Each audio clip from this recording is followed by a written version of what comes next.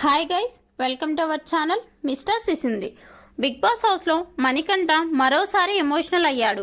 తను ఎంతగా గేమ్ ఆడుతున్నా కూడా నన్ను గేమ్ నుండి తీసేస్తున్నారు, నేను సన్నగా ఉన్న కారణంగా నన్ను చాలా ఈజీగా గేమ్లో పక్కకి లాగేస్తున్నారు అంటూ ఎమోషనల్ అయ్యి కన్నీళ్లు పెట్టుకున్నాడు.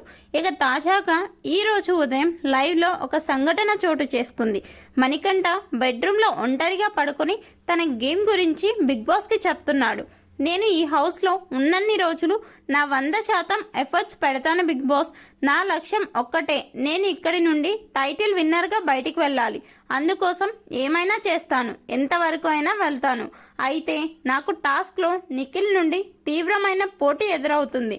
నిఖిల్ నాకు బెస్ట్ ఫ్రెండ్ ఈ హౌస్లో. నిఖిల్ ఒక్కసారి గేమ్లోకి దూకితే ఫ్రెండ్ అని కానీ ఎవరైనా కానీ చూసుకోడు, కేవలం గేమ్ పై మాత్రమే ఫోకస్ పెడతాడు. విన్నర్గా నిలవడం నిఖిల్కి ఇష్టం కాబట్టి బాగా కష్టపడి గేమ్ ఆడి విన్నర్గా నిలుస్తాడు.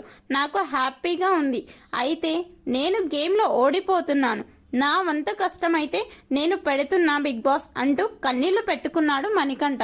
మొత్తంగా ఒకవైపు నిఖిల్ నా ఫ్రెండ్, అలాగే బాగా ఆడుతున్నాడు అని చెప్తూనే మరోవైపు మణికంఠ గేమ్లో ఫలితం దక్కడం లేదు అని కన్నీళ్లు పెట్టుకోవడంపై మీ అభిప్రాయాన్ని కమెంట్స్ రూపంలో తెలపండి. Please subscribe our channel mister సిసింద్రి.